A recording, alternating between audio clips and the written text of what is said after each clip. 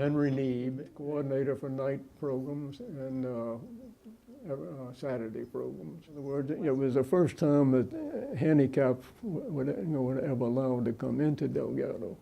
And it's interesting that the founder of Delgado, that's one of his dreams, were to help the needy and the person that was needy. And then we've talked about it at the board meeting, how pleased he would be from his grave. Isaac Delgado was quite a person. But it was the first of its kind. And from that, we developed this program, this book. And the Delgado Press printed it, and they printed something like 500. And every one of them went all throughout the nation. They were calling for them.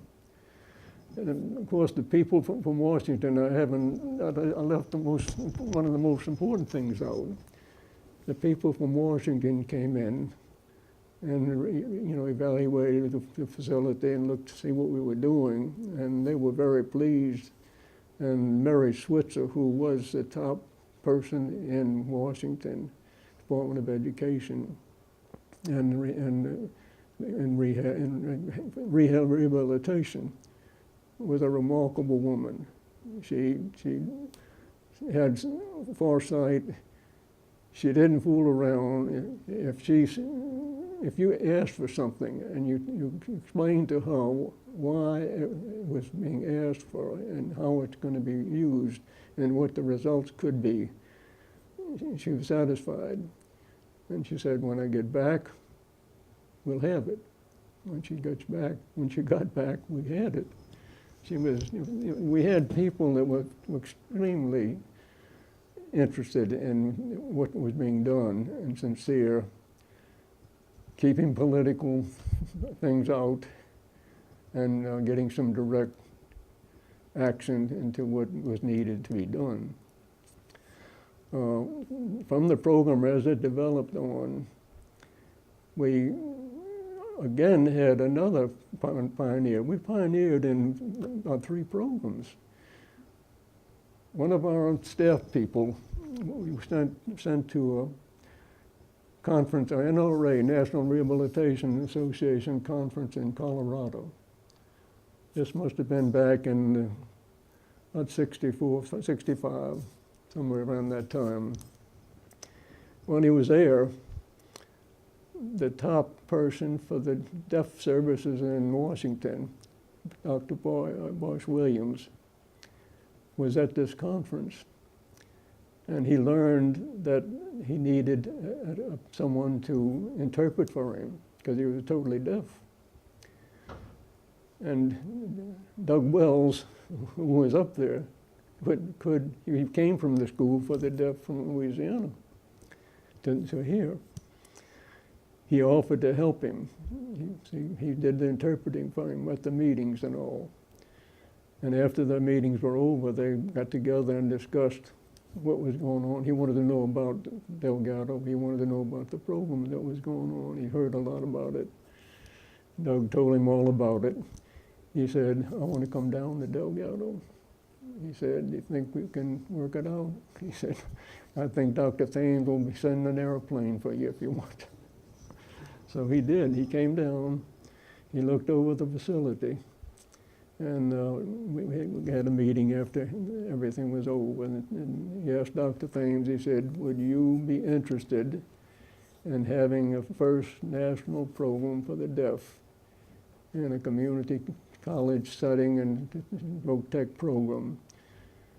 He said, the only thing they really have is right worthwhile now is up in Washington, that college they have up there for the deaf, purely for the deaf. He said, I like what I saw, and he said, I think it would work out. And Dr. Thames was always for expanding, and particularly if something that he saw was good.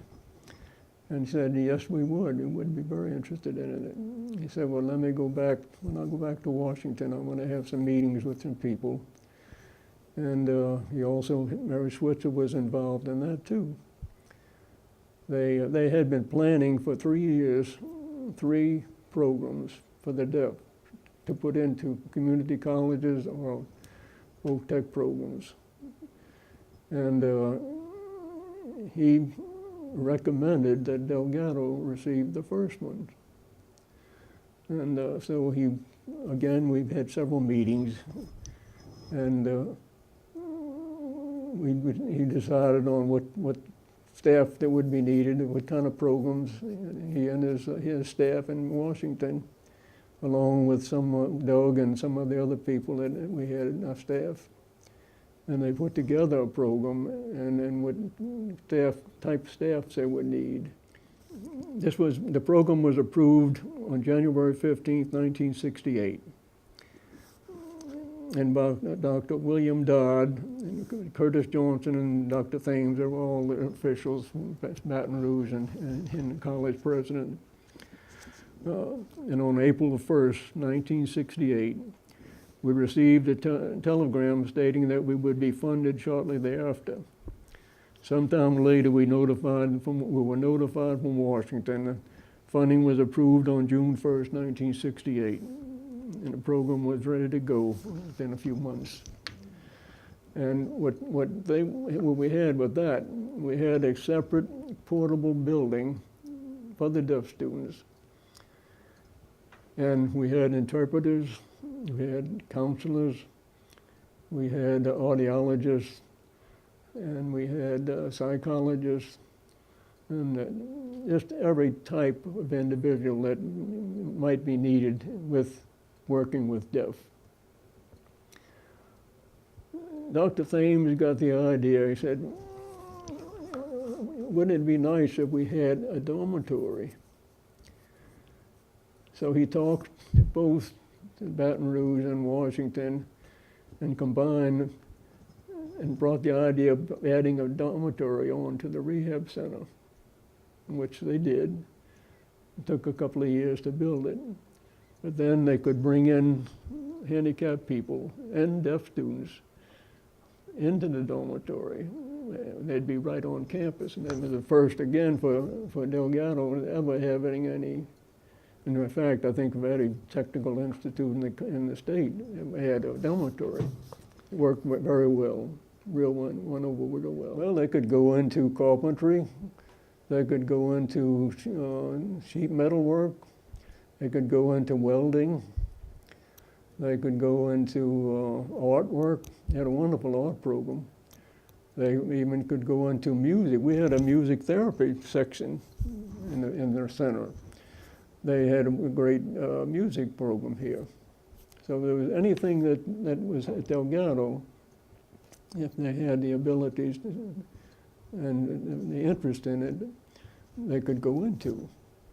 And they were treated very well and almost special, and many of them have succeeded. We had a close friend in Baton Rouge.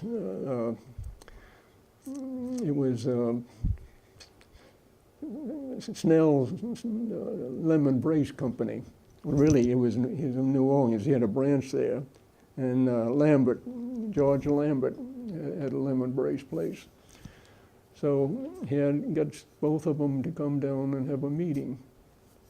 He said, we've got a great rehab program here. We have a great program for the deaf. Why can't we try to get a program for the lemon brace companies to design and build these things? And they both thought it was great. They even put up some funding for it. Then the program that we call Orthotics and Prosthetics, that began in 1968. And they were trained, and once they received the evaluation and showed potential, then they went to these lemon brace companies and were trained. And eventually they were working in those places. So we've had many, I guess, pioneer programs. the federal government completely changed. The key people like Mary Switzer, Boyce Williams, and these people retired, or some died. We had Bill Massey was a wonderful guy that helped us up in Washington. And the people from Dallas were tremendous. When these people retired or died, and then all of a sudden the federal government had people that really weren't interested in handicap. They felt it was an extra cost. I'm just saying my opinion, I'm not facts. But then the funding started dropping. And got to the point where they just turned over our rehab center to the state rehabilitation program. It's absorbed it. And it's interesting to know that now that the building is being used for the Harold Gas Board. And you know Harold? Yeah. And a wonderful program. And there couldn't be a better person in that building, his program. And but we just lost out. And University of Tennessee got into politics. There's some powerful figures in Washington.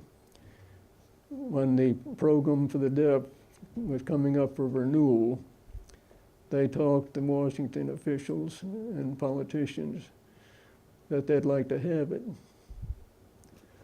So sure enough, we got a notice that the program is going to be going to University of Tennessee. So that wiped that program out within a few months. Well, on the fiscal part of the time October when they started their year, that's when we lost it. But it was very interesting. Our president was really angry. We all were very angry about it because we lost a lot of wonderful people.